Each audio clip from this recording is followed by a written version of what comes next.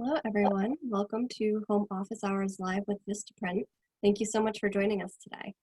If this is your first time joining us, Home Office Hours is a series of live discussions that we've started on timely topics, and we'll be featuring guest speakers as well as our very own Vistaprint team members.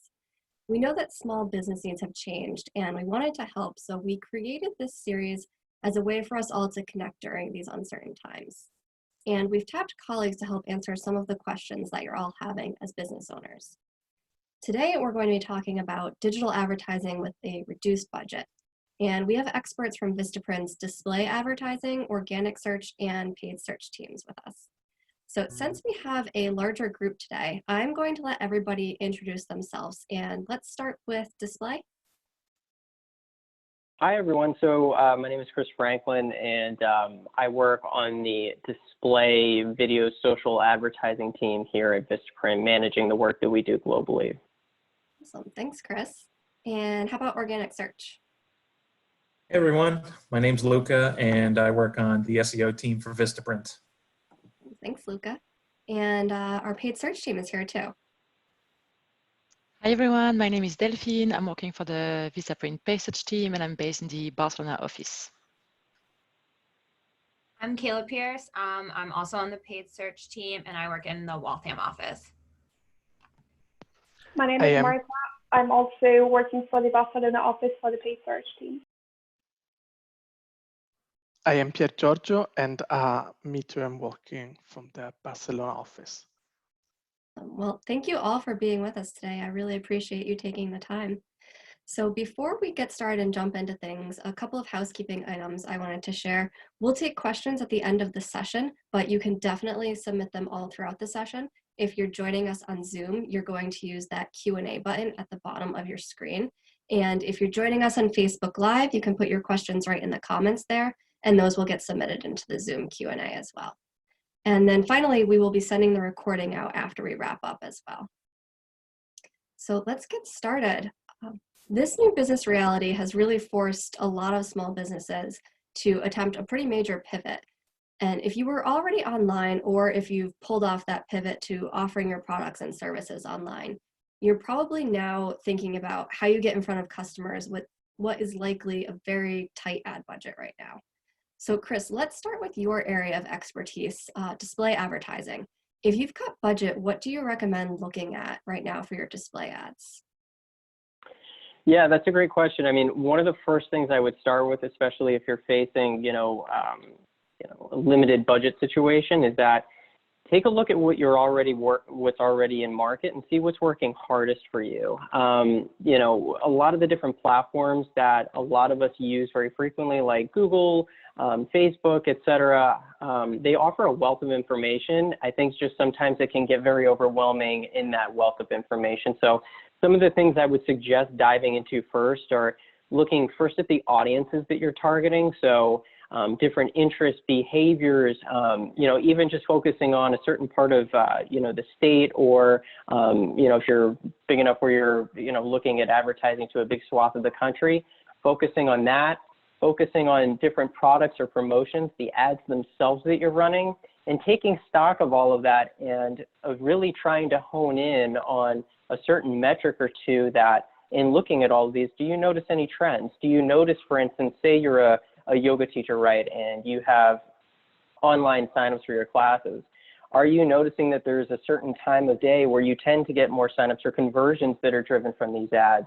Is there a certain audience or particular, image post you may be posting on Facebook, for instance, that is really driving more of that site traffic and then ultimately conversion efficiency that you want to see in the form of signups for your classes? So I would start finding what's working and then finding the things that are a little bit less efficient, parsing back the spend, and focusing on those core elements of what you're doing that's already working. Thank you. That makes sense to start with what you have and figure out where you're strongest. And you mentioned timing. Is there anything more that you can tell us about that? Any other advice? Yeah, so the great thing about a lot of the different platforms that a lot of us know and love and have generally used on the Vistaprint side, and I'm sure many of you have used as well, is that they have a wealth of reporting information where you can really drill down and start to understand a little bit more about how conversions are coming in and how your customers are interacting with your advertising. One of the things you can specifically focus in are things like certain days of the week that you're advertising in on, and specifically, certain parts of the day that you tend to see either more site traffic or more signups, orders, et cetera, what we kind of collectively call conversions. So that information is something you can see across Facebook, platforms like Google, YouTube, et cetera, and it allows you to maybe start to say, maybe I don't need to be running for an entire week or an entire month. Maybe it should be just running, during certain days of the week or leading up to certain promotions. So, you can look at things like certain hours of the day, and again, certain days of the week that'll allow you to maybe start to strip away some of the spend that isn't working as hard as for you, and maybe doubling down a bit more, on that time frame that's really paying dividends for you in the short term. That's great, thank you. So let's get into customers a little bit. We know there are a lot of different demographics and a ton of different ways that you can slice your customer base and break it down. And there are tools that can help with that, but those can cost money. So how can a business owner dig up some data and make sure that the right people are getting the right messages with their ads? Yeah, I mean, from a display perspective, the information that you have with your, and your customers is really one of the best places to start. And there's really, I would say, two main ways I would approach it. So first, a lot of platforms, I pick on Facebook a lot, but Facebook has a really, I would say, easy to use and intuitive, user interface where you can use things like email lists that can be uploaded, from your customers and allow you to specifically go after that kind of core customer base during these times that, maybe a little bit harder to find if you just went into, Facebook's interface and said, I just want to target more broadly, an age range or a demographic that I have. This will let you get a little bit more laser focused and start to go after those kind of core customers. The other thing you can do, and it's a little bit more technical, and we'll send over some links after this conversation where you can look into this a bit more. If you haven't already, implementing Google's tracking on your website or Facebook's tracking, what we kind of call a Facebook pixel on your website, that's something you should very much do. And that's going to give you a lot more of that real-time information about who is converting and what audiences are worth targeting a bit more. So once you have that information, you can start going after that core audience. But say you're really looking at finding ways to, even in this time, spend a little bit on trying to acquire new customers. I mean, that's always, a focus of a lot of small businesses. So what you can do with this information, like emails, like, the pixel data that you're getting, is to create what's called a lookalike audience. And the name kind of spoils it, but essentially what that does is it takes the data that you input into the system. So it could be, information on people who have placed online orders with you within the last 30 days, and it will find other people that exhibit similar traits, such as on Facebook. If you, input that in, it may say, oh, well, the people that are converting and placing online orders for your restaurant, they tend to be, people that are interested in these certain topics on Facebook or a part of these certain groups, and it will start to serve advertising to those groups. And it's a great way to uncover, new targeting audiences that you may not have ever, realized were valuable to you. That's really helpful. Thank you. So, we've mentioned Facebook, we've mentioned Google. I want to call out there are so many social platforms, so many media platforms, and there's a lot of places to display your ads. And can you talk us through how to decide where and how it's worth paying to play? Yeah, I mean, that's a big question. A lot of small businesses and honestly, large companies even have that same question. The biggest thing I would say, aside from some of the things that we've talked about and already going through and identifying, what your core audience is engaging with, and then also identifying, where in this ecosystem are they actually, consuming content and just, living, so to speak, online, is to consider the kinds of media placements that you're going after and kind of how you leverage them.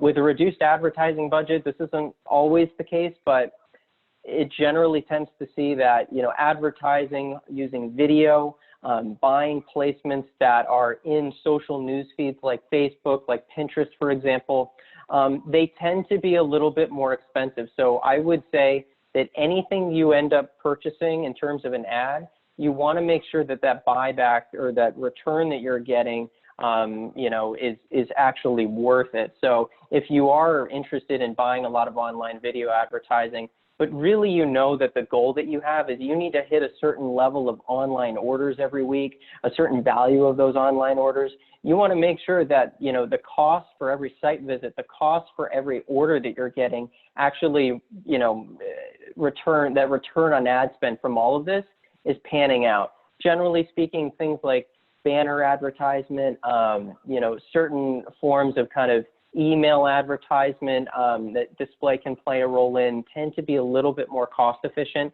It's those, you know, social in-feed, in-your-face advertising that tends to be a little bit more expensive. So just, you know, be cautious and try to find a single way to evaluate everything that you're doing based on how it impacts your business the most. Awesome. Well, this is great advice, Chris. Thank you. I am going to turn it over now to talk about paid search or running ads that will help get you to the top of the Google search results. So Delphine, maybe you can start us off here. What is the first thing to look at when you need to make your paid search budget start to work harder and more efficiently for you? Absolutely. Thank you, Corey. The two main advice recommendation I would give would be to focus on your keywords, the profitability of your keywords, but also your traffic. So I'm going to develop those 2 points. The keywords, we tend to see that the more granular is the search made by the user, the stronger the intent behind the search is. For instance, someone who is searching for blue and white sneakers, if you are selling blue and white sneakers, will definitely be more likely to buy on your shop versus someone looking out for sneakers or shoes in a more generic way. For this reason, you can work on your keyword expansion and make sure that you are bidding on more specific queries versus generic queries. You can think about attributes such as colors, quality, size, and adjectives to help you think about those specific queries. And while you are on those specific queries in the different match types that exist on the way you can bid on your keywords in your campaigns, you will probably observe that the exact match types keywords are the most narrowed targeted searches, are one, cheaper, and two, they convert better. For this reason, they tend to be the most profitable ones. So if your budget is limited, you want to make sure that you take a look at your performance, looking at that detail of performance by the match type level, and focus on the best one. Then the second point is the quality of your traffic. You want to make sure that your audience, is the people that are clicking on your ad and costing you money, are the most qualified user you can have visiting your website.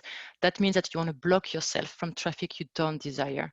Some broader match types are great to get you a broader audience. However, they might sometimes match with irrelevant queries that have nothing to do with your business or that you should not be, and for this reason, you shouldn't be paying for these clicks. The best way to check this is in the left-hand side of the menu in your Google user interface. It's called the search term reports. Google will give you the ability to see exactly what the user was searching for when your ads got triggered. Let's take an example for Vistaprint, for instance. We would bid on the keyword business cards, and we could very likely be triggered on the query around credit cards, which has nothing to do with the service we provide, the products we offer. So we want to take that keyword and add it, as we call it, a negative keyword in the campaign or the ad group that is relevant, where you see the ad has been triggered. So you want to leverage those search terms, search query reports from Google to make sure that you block yourself from the undesirable traffic and you only focus on the qualified traffic coming to your site.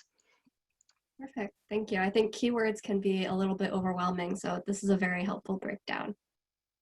So with keywords as your first step and knowing that that is so important, let's go further. And Kayla, can you talk to us about targeting the right audience to get your keywords in front of? You know, you don't want to cast too wide a net and overspend. Yeah, for sure. So I'm going to echo Chris a little bit here, but I want to say that the more you know about somebody, the more valuable they are. So using your customer email list as well as your website conversion data to help you understand your customers' characteristics are key. This particularly is effective if you're looking to focus on your core of existing customers rather than your broader targeting. So typically it costs less to retain a customer than it does to capture a new one. Like I said, you can use your own list of emails or your site pixel data to remarket to those users or cross-sell, market relevant promotional offers or products for your business. I think that with users, these types of users, you can really start to personalize your ad copy. You can be more playful with them because they know your business, they know your brand.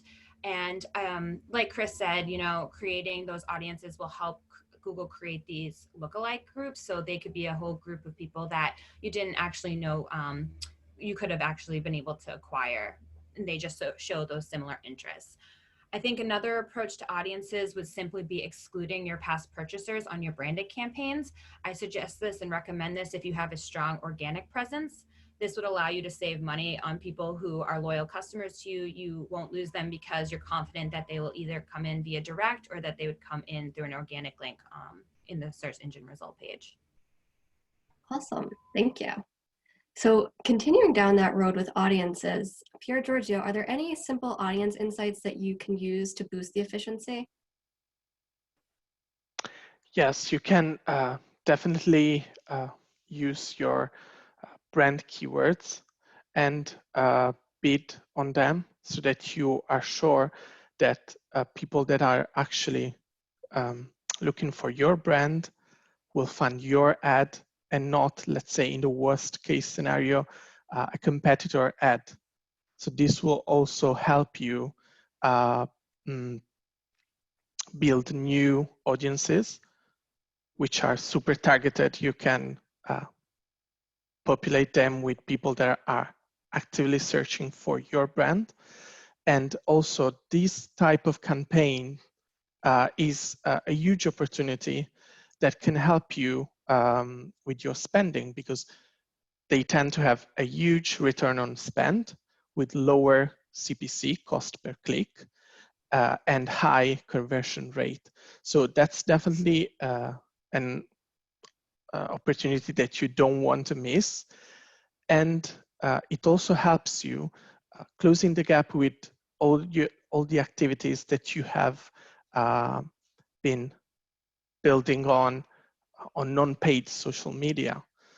So this is a huge way to have, I would say, almost certain high conversion rate with definitely lower cost than, let's say, keywords focused on your products. And so I definitely advise not to miss on this opportunity. Great, thank you. So let's say that your paid search ad successfully got someone to click and it got them to your landing page. Kayla, can you tell us what you want to think about when you're creating that landing page?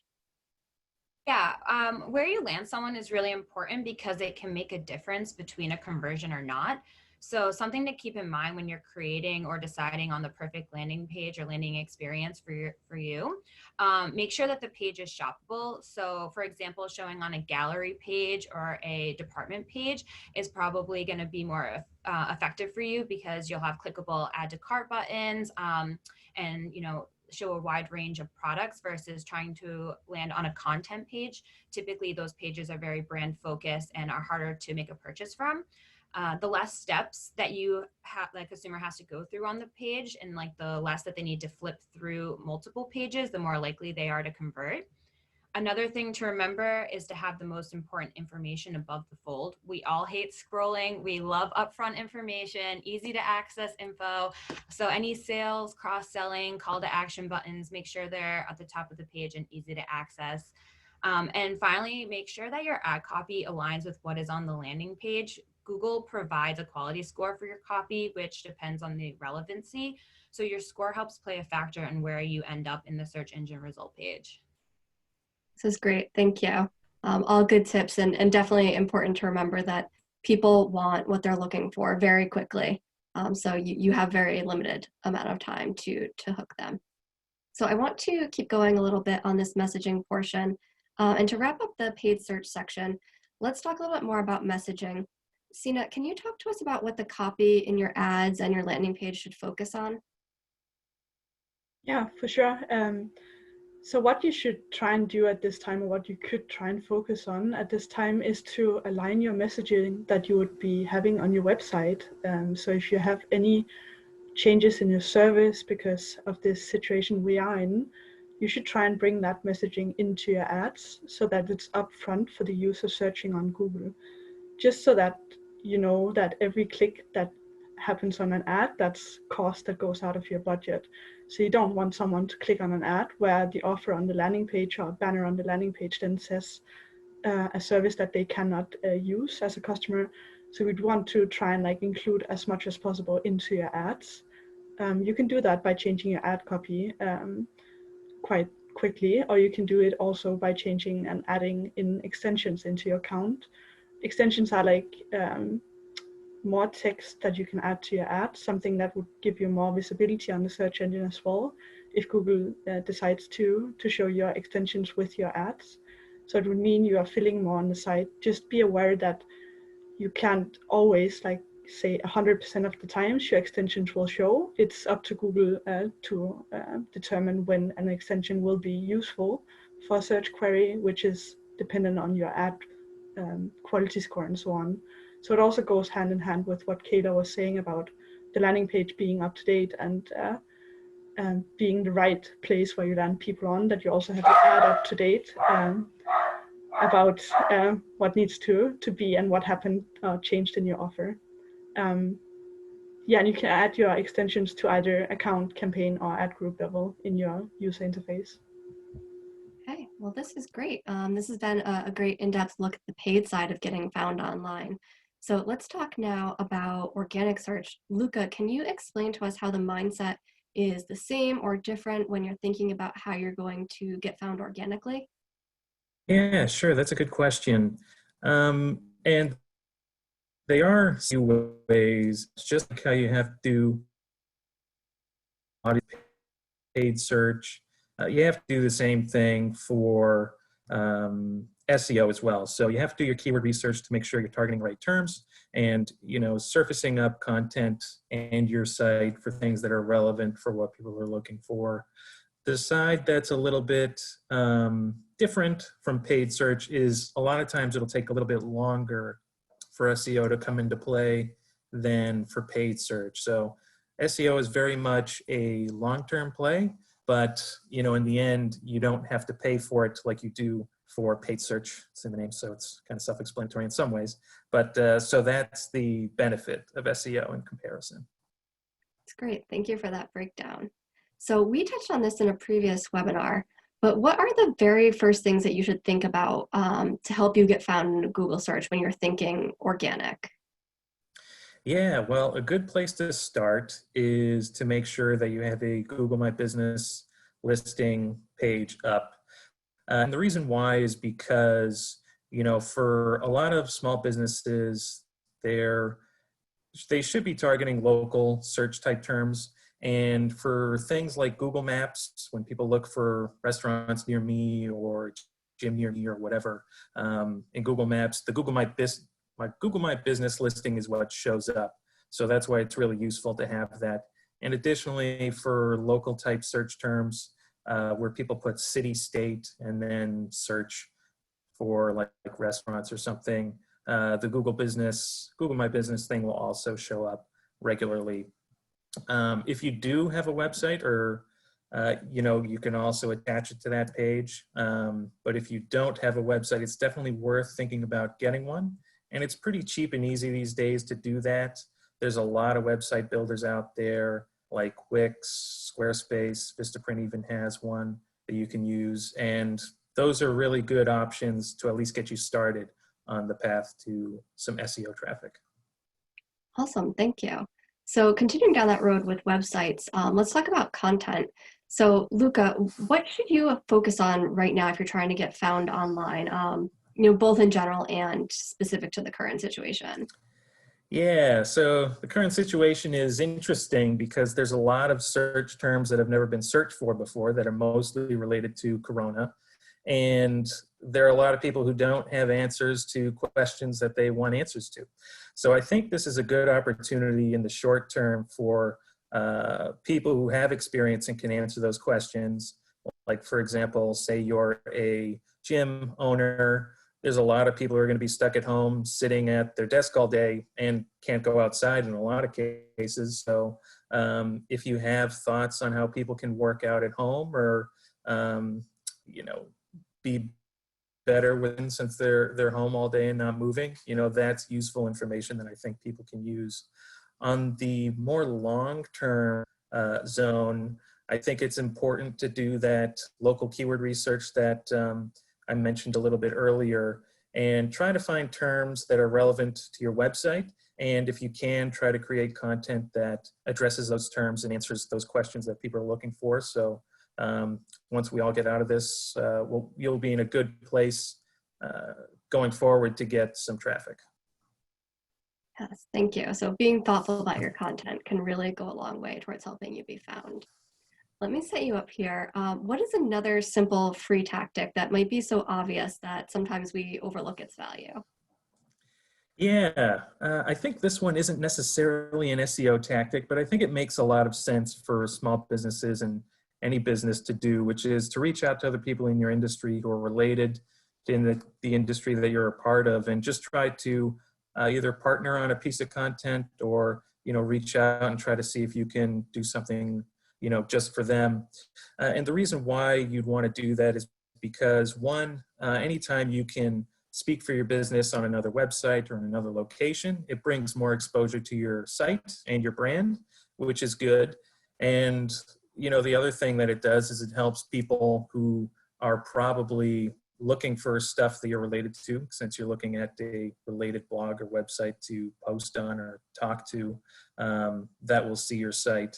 And the last thing that I think is interesting about it is Google does kind of check to see where websites are mentioned.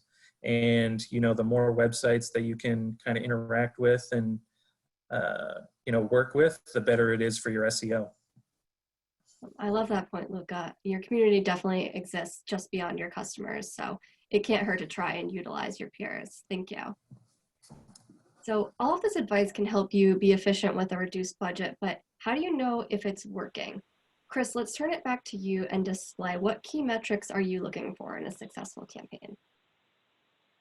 Yeah, I think that really depends, and you could say this for display, or really a lot of the other channels here, on what your ultimate business goals are and kind of, you know, what your online presence is set up to actually achieve. So if ultimately you're looking to process some level of orders, sales online, you're going to want to focus on metrics that are a little bit more closely correlated with that.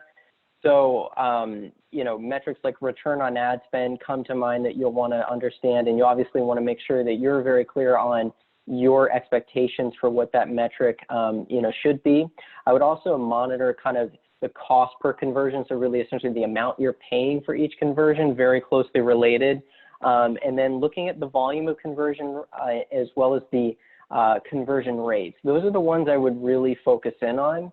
If you're maybe not necessarily set up to process transactions online, and really you found that the best approach that's worked for you is you know, trying to focus on reaching people as many as possible, I would look at using, you know, again, Google, Facebook, they all have tools to look at things like this. The percent reach that you're looking at, I think you would also maybe want to, as a next step, look at the site visitation rate that you're seeing. A lot of people focus on click-through rate. You can look at that, but if you're able to look at the rate at which actually people are visiting to the site and taking an action, that would be great. So I would look at kind of that site visitation rate, and then really looking at, you know, how many people were you able to reach, and you know, are you getting kind of the most bang for your buck in terms of people actually clicking to your online destination? Excellent, thank you. And how about paid search, Marta? Are you looking at similar metrics there? And how can you tell if what you're doing is paying off in paid search? So as these two are actually closely related, the metrics are fairly similar. Again, it really depends on what your goal is with this campaign. If you're looking for brand awareness, then obviously you are looking more at metrics like how are you showing, how are you appearing, what is your impression share, how often do you appear at the top of the website, of the search page. You want to have a close look at the search term report that Delphine mentioned earlier on, even though that is true for pretty much any stage of the conversion funnel. Another really important metric is the bounce rate. Chris mentioned interaction on the page. That is great. We can also track those, but just seeing how many customers stay on your page, how many customers do not just leave immediately, that is an important part. And combining this with, for example, different ad groups or different keywords, you can see which keywords are driving customers that actually care about your business.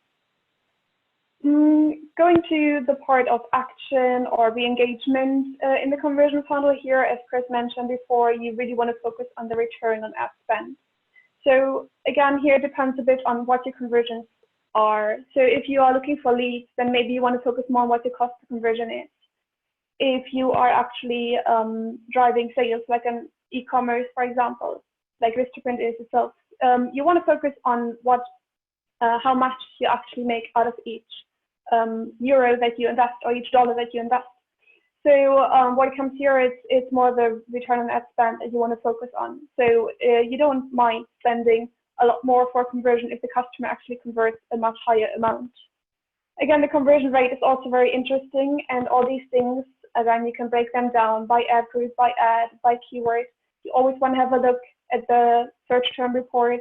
You always want to have a look at the auction insight report, where you can see how other competitors are performing. You can see how often you are appearing at the same time. This is hugely interesting. So you can see maybe this keyword or maybe this ad group, maybe this product, I'm not competitive enough. It's not worth it for me. I'm going to pull out. Or maybe here I want to increase my bid a little bit. Perfect. Thank you. And Pier Giorgio, do you have anything to add there about KPIs and particularly with mobile, because we know that's so important? Yeah, as so bit already been mentioned, the more you know about your customers, the better. So it's not only the KPIs that we are looking at, but also the way we are looking at. We can actually break down those KPIs data, for example, by, as you mentioned, device category. So this is a huge insight into our customers' purchase habits, because also depending on how our website is built, you might find out that they tend to buy more when they browse on mobile or on desktop. This can also help you focus your spend on the best performing device category. So you just might want to focus all your spend on mobile or desktop, or finding just the right balance between the two device category spending. This can also be applied, as Marta already said, and Christoph too, at day of the week level, even hour of the day. So it's really important that you just not just focus on the right KPIs, but you also look at them so that they can give you the most important, the most important insight into your customers' purchasing habits. Perfect. Well, these can be some complicated processes, so thank you everyone for breaking some of these down into some more accessible starting points. I think everything that you've brought up is going to raise some great questions for our viewers, so I'm going to turn it over now to Q&A. Couple of reminders: if you are joining us on Zoom, you can put your questions into the Q&A, use the button there at the bottom of the screen. And if you're joining us on Facebook, you can enter your question right into the comments there, and we'll get those in the Q&A in Zoom too. So let's get started here. Chris, I'm going to put this first question over here to you. This is all very new to me. So how can I best set up a campaign to achieve the return on ad spend that I'm targeting? So Chris, can you talk to us about this from a display perspective? And then Marta, I'd love to turn it over to you to talk to it about a paid search perspective as well. Yeah, sure. So there's a lot of different things you can do there. I mean, a lot of this I think we've touched on a bit, but one additional point I would raise from a display perspective, this sounds simple, but you will be surprised how convoluted it could get. You want to make sure that any campaign that you set up is actually like optimizing towards the ultimate objective you want. A lot of times, you know, folks will say, oh, I'm really interested in driving, you know, online orders. You know, it could be some sort of maybe a view of a video you have on your page, et cetera. But when they go to actually, you know, set up a campaign on Facebook or use Google, they don't actually have that system optimizing towards that end goal. So for instance, if you set up a campaign on Facebook and you click the objective of site traffic, well, yes, you want people to visit your page, obviously, like that's a great thing. But really what you're looking for is somebody to ultimately take an action or place an order. And there's a way that you can implement this within a system to actually choose that conversion action so that the system will say, yes, okay, great. We obviously want to drive, you know, traffic to your page. We're ultimately trying to get you clicks, but really what you care about is, you know, getting as much return on ad spend or a certain cost per conversion that you find valuable as a business. So you want to make sure that your actual objective in the campaign, and when you read out, the campaign is actually optimizing towards that, as opposed to just getting you a lot of clicks. We've even seen it in ourselves. Sometimes if we have a campaign that's really getting, you know, something that we think is valuable that's maybe a little bit higher up on that kind of user journey, that does not always translate into the actual kind of business transaction you would hope to see online. So that's something I would say, whether you're using social media, whether you're using video advertising, you know, online display, the gamut, make sure that the campaign is actually optimizing towards your business objective or getting as close to it as it possibly can. That's great. Thank you. Marta, anything to add there from the paid search perspective? Well, I strongly agree with Chris. It's exactly the same thing for paid search. You really want to make sure that you're using all the strategies that we previously discussed to actually tailor to your actual goal. Another good option on Google Ads are the bidding strategies. These actually help you if you do not have the time or the knowledge to properly optimize the campaign. These are really helpful ways to optimize your campaign for you. There's a lot of information on the Google Ads help explaining you exactly which strategy is the right one for you and how to implement it and how it works. Great. Thank you both so much. So our next question here, Luca, this one is for you about listings. So I have a completely online business. When I'm asked for an address for Google, Facebook, or any listing, I don't know what to include because I don't want to use my home address. So I just put my city and my country. Does this hurt my business in search rankings or visibility online? I don't know if I'd say that it hurts, but it definitely doesn't help for Google My Business listings, I would say, because Google can get pretty local when it's talking about or trying to fulfill certain searches. Like it can even get specific to the point where different regions of the same city or town won't be shown up because of where their address is. So for like very specific local searches. So I think whenever you can try to have your address or your business address on the Google My Business listing. But, you know, if not, I think city and state is fine. You know, that for a lot of searches, it's not necessarily the biggest portion is that specific location area, but it certainly can be helpful for a lot of them. Okay, great. Thank you. Right, so our next question here. I have not done any paid advertising in the past, so I really appreciate all the information shared by the panel. If I only have enough budget for one paid media type, like display or search, what do you recommend I start with? Chris, can you start us there? Yeah, so I would actually tell you, you know, you want to first, again, start by looking at the data and the information that you have across the different, you know, ways in which you're interacting with consumers.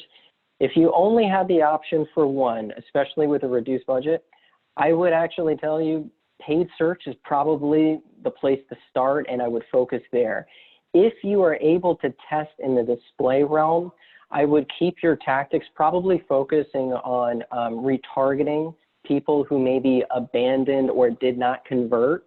on your web page. And then besides that, maybe focusing on taking that audience who did ultimately purchase from you and focusing on a lookalike audience there. That's if you do have the budget and you want to focus on one. But again, only one. I would focus on the people that are actively raising their hand, searching for products that probably you know, are most relevant, or you know, your exact business, and making sure you're getting in front of them. So thank you. Kayla, anything to add there? Yeah. So, I mean, obviously a funnel approach is always the best way to market, you know, like you always want to work with your other marketing channels to be able to get that ultimate conversion, but you just need to decide what channel you want to invest your dollars in and what part of the funnel is the most important to you. So whether it's an awareness play, if it's, you know, trying to drive those impressions online versus a conversion, then maybe the display and Facebook route, that might be the option for you. Or if you want to drive the conversion, maybe you switch your goal to be a converting display or a paid search. So thank you. Marta, I think you had something to add there as well. Did you want to chime in? Yeah, I mean, it really depends, as you previously said, it really depends on your product. If you're really focusing on getting a completely new product out there, then maybe you're better off with social media. But other than that, I really agree that paid search is a good starting point. Awesome. Thank you all. Our next question here, Delphine and Pure Giorgio, would be great if you can take this one on keywords. My budget is very small, so thank you for the tip to focus on exact keyword matching. I was wondering if you could also share what the ideal balance of budget between branded and non-branded search terms should be. Sure, I can start. I think, like Piotr was mentioning in the focus on your brand terms, by definition, your brand terms tend to be very, very cheap. So your budget cannot go that high as a share of your total budget. I think on average, a good ratio will probably be around 20-80. So 20% of your budget will be on your brand terms and 80% on your non-brand terms. That being said, if you can spend more than 20%, you should definitely not limit yourself, because you should, as we said all along that webinar, you should invest in your most profitable areas, segments, and keywords. So I will definitely encourage you to do that. The sweet spot and the balance you want to try to find is that you want to make sure that you have your presence on your brand term for the user that do know you and search for you, but you also want to keep a part of your budget to go out there and be present for the people that don't know you yet. And these are your non-brand terms, the most generic ones. So that's a sweet spot you might want to find. That's great, thank you. Pure Giorgio, did you have anything to add there? Yeah, if I may add something, I think that this might sum up a bit what we have been saying about also audiences. If you want to further focus your spend, you can also think about splitting your brand campaigns with one we would call an acquisition campaign, just targeting users that have never visited or buy it from your website. And another one, which we would call a retention one, targeting the users that are already in your customer base. By doing so, you can focus most of your spend in the acquisition one, assuming that you are able to reach your customers via other probably non-paid media like your newsletter, SEO, social media, and this might be another smart way to focus your spend where you need it most, provided that, as we already said, brand campaigns tends to always have a very high return on spend. So it's a good trick, I would say. Perfect, thank you both. Luca, our next question here is for you. It's about organic search. So I have heard that link building is a great way to boost my organic search rankings. Is this a form of paid advertising that I should spend a portion of my budget on? Yeah, that's a really interesting question. And I'll just start by saying that in terms of budget, it's against Google guidelines to pay for links just right off the bat. So I'll just start with that. But having said that, there are people out there who purchase links, and that's against Google guidelines. Sometimes it works for them. Sometimes Google catches those types of people and those links, and they get penalized. So when purchasing links, if someone does do that, you're essentially taking a risk that Google will figure it out, and at some point, you know, you'll get docked in terms of your rankings. What you should try to do is to try to attract links, you know, just from creating really good content on your site. And, you know, the idea behind that is eventually, if your website is good enough, then, you know, you should eventually people interested in, you know, linking to your site organically, you know, on their own volition. That's the idea. But I'm sure there's a lot of different strategies out there to get links to your site. But in terms of paying for them, you know, that's something you want to be careful with, because the results might not always end up in your favor in the long run. Okay, very helpful. Thank you. Very informative. Sina, this next one, I would love to have you take this. What would you recommend for someone who's starting to optimize PLA campaigns? Yeah, sure. So if you have PLA campaigns running and if you have your product feed set up, I would strongly suggest, as we've been saying through this whole webinar on the paid search channel, I think, to look into your negative keywords specifically. Just because on PLA you don't have the opportunity to target based on keywords, it's targeted based on your product's descriptions and so on. So in that way, you still have the possibility to actually add negative keywords for any search terms where your ads are triggering with products, which is completely irrelevant or just irrelevant for that those products that are being showed. So you can control both your negative keywords, and you can control, as we've also been saying, your device strategies. So if you see that mobile devices are coming in a lot through your PLA campaigns or your shopping campaign, you can go in and actually do negativize that traffic. Another thing that you can do specifically for PLA is that you can go in depth about your product showing.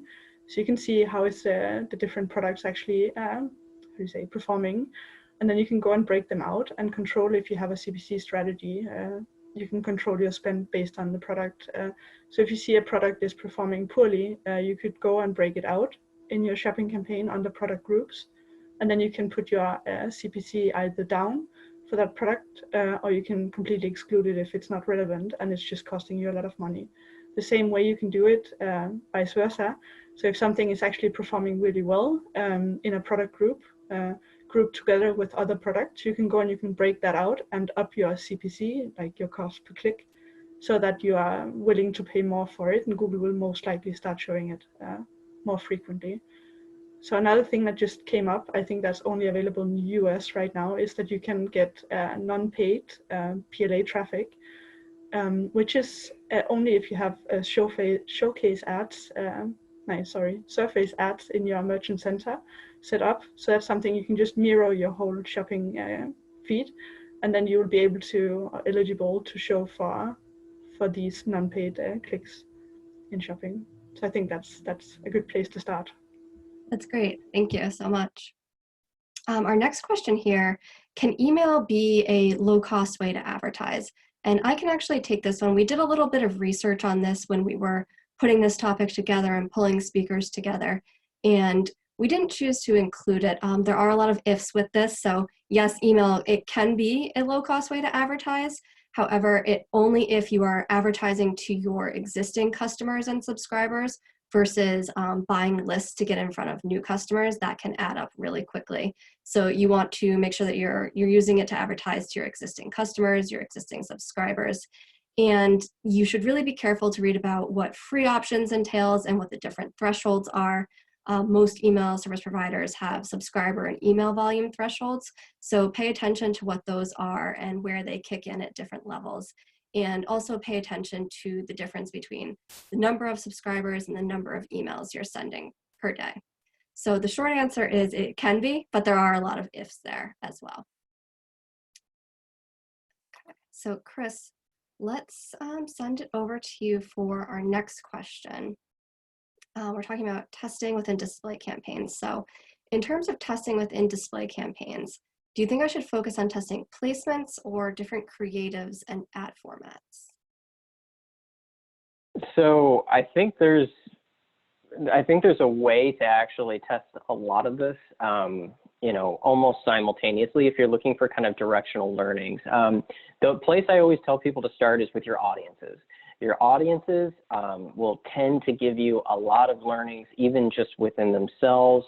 So for instance, if you wanted to set up a campaign on Facebook where you're, like we've been talking about, targeting a lookalike audience, and you want to compare the performance that you're seeing for maybe a broader demographic-based target, I think that that's a really good place to start. And then drilling down below that, I would say, okay, are we seeing that, for instance, in-feed advertising is maybe doing better than, video advertising, for instance?